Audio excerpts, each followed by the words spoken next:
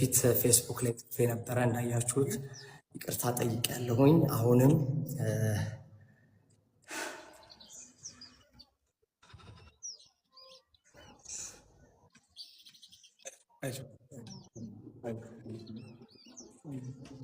ማልቀስ አልፈልግም፣ ግን በቃ ይቅርታ አድርጉልኝ። እኔ በጣም በምድር ተሰቃይቻለሁ።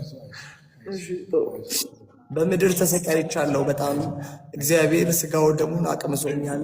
ቆርብ ያለው አሁን እኔ ህይወቴ ተቀይሯል። ይህንን ብቻ ወቁልኝ። የኢትዮጵያ ህዝብ የካ ኮተቤ ነው የተኛሁት። ኮተቤ መምህራን ኮሌጅን አለፍ ብሎ ያለው ኤካ ኮተቤ ነው ያለሁት። መታችሁ ጠይቁኝ። በጣም ተጎድቻለሁ። ገና እያገገምኩኝ ነው። ሰውነቴም ገና እየተመለሰ ነው።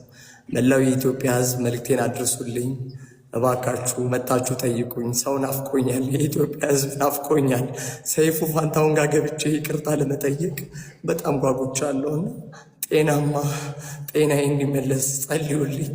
ክርስቲያኑ ሙስሊሙም ተዋቶይ ክርስቲያኑ ሙስሊሙ ሁላችሁ ይቅርታ እንድታረጉልኝ እጠይቃለሁ። ሶፎንያስ ወሲሁን ነኝ። ትንሽ ፀጉሬ ስለተላጨው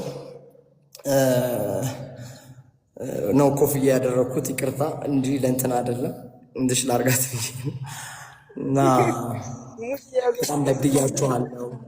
በጣም አስቀይሜያችኋለሁ። ከኔ የማይጠበቅ ስራ ሰርቻለሁ። አንገታችሁን ብዙዎቻችሁን አስደፍቻለሁ። ይቅርታ አድርጉልኝ። ይህንን ቪዲዮ በአሁኑ ሰዓት የምትመለከቱ ቅረጹኝ፣ ስክሪን ሪከርድ አድርጉልኝ፣ ለሰይፉ ፋንታሁን አድርሱልኝ። ሰይፉ ፋንታሁን ከህዝብ ጋር እንዲያስታርቅኝ እጠይቃለሁ። ሰይፉ ፋንታሁን ኮኔክት ሆናል። ሶፎንያስ ወሲሁን ነኝ፣ ጋዜጠኛው ነኝ። የኢትዮጵያ ቴሌቪዥን ከናፍቆት ትዕግስቱ ጋር በተለይ ናፍቆት ጋር ረዥም ስራ ሰርተናል እንደምታስታውሱት የኢትዮጵያ ቴሌቪዥን እና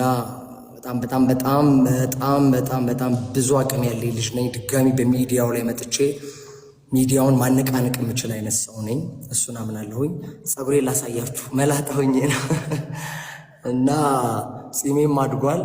ገዳም ቆይቼ 6 ወር ስጋው ደሙን ተቀብዬ ድኜ ነው የመጣሁት። በዚህ በጣም ደስተኛ ነኝ። የኢትዮጵያ ህዝብ ደግሞ ይቅርታ ባይ ነው። ሰይፉ ፋንታሁን ጋር ይሄ ቪዲዮ እንዲደርስ አድርጉልኝ፣ ለሰይፉ ንገሩልኝ። ምናልባት ከዚህ በኋላ ሆስፒታል ልቆይ የምችለው 20 ቀን ወይ 15 ቀን ነው የሚሆነው። ምናልባት የአዲስ ዓመት እንግዳው አድርጎኝ ከእናቴ ጋር መድረኩ ላይ ተንበርክኬ የኢትዮጵያን ህዝብ ይቅርታ እንድጠይቅ በዚህ አጋጣሚ ለምናችኋለሁ። ስክሪን ሪከርድ ያደረጋችሁትን ፖስት አድርጎ የኔን ቪዲዮ ፖስት ያደረጉትን ሁሉ ደግሞ ኢትዮጵያውያን ፎሎ አድርጓቸው። ይህንን ቪዲዮ ለመላው ዓለም እንድታደርሱልኝ በእግዚአብሔር ስም እማጸናለሁ። እየቀረጻችሁት ነው አይደለ? ቪዲዮ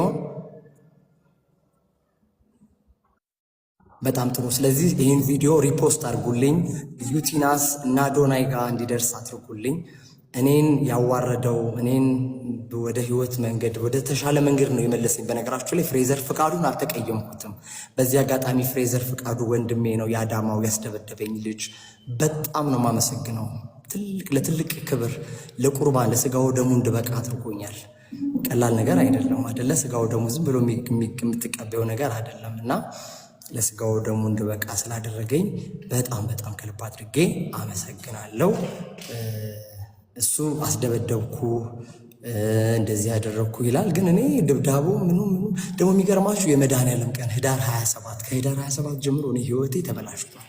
በቃ ግን መጋቢት 27 የሆሳዕና ዕለት ታስታውሱ ከነበረ መጋቢት 27 እሑድ ነበረ፣ የፋሲካ 1 ሳምንት ሲቀረው ማለት ነው አይደለ?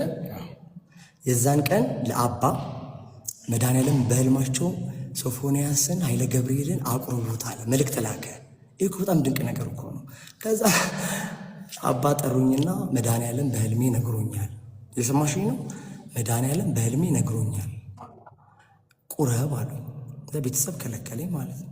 ከዛ እኔ ያልኩ እንደዛ እግዚአብሔርን እንትን ነው የምፈልገው፣ እግዚአብሔር ከጠራኝ ምን ችግር አለው ብዬ ገባው። በቃ ቆረብኩ ማለት ነው። እና በዚህ አጋጣሚ የቆረበች ቆንጅዬ ቀይ ሴት ፀጉሯ ዘንፈል ያለ ካለች ለትዳር ይኸው ባዶ ነው።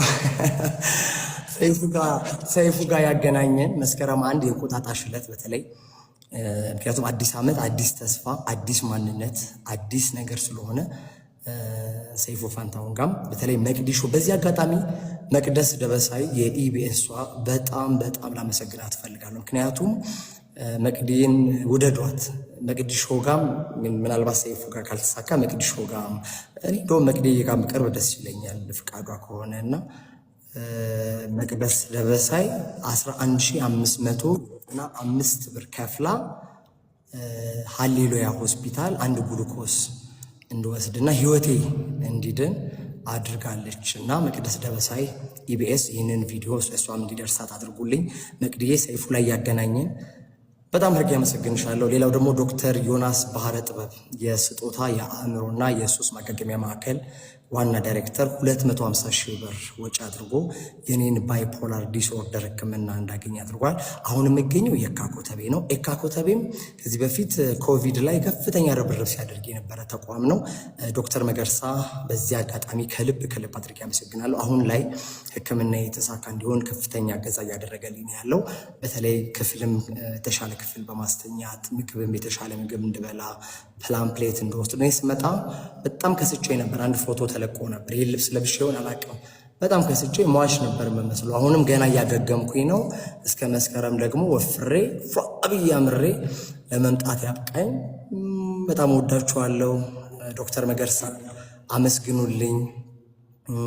ናፋስል ኮሜንት አንብብ። የኢትዮጵያን ሕዝብ ይህን ነገር አጥፋልኝ። እሺ የኢትዮጵያን ሕዝብ በጣም አድርጌ አመሰግናለሁ።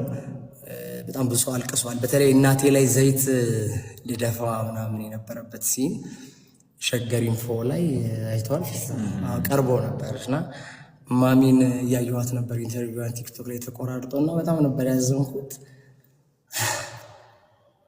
ያ ሁሉ የሰይጣን ስራ ነው። ስለዚህ ይቅርታ አድርጉልኝ፣ እከሳችኋለሁ።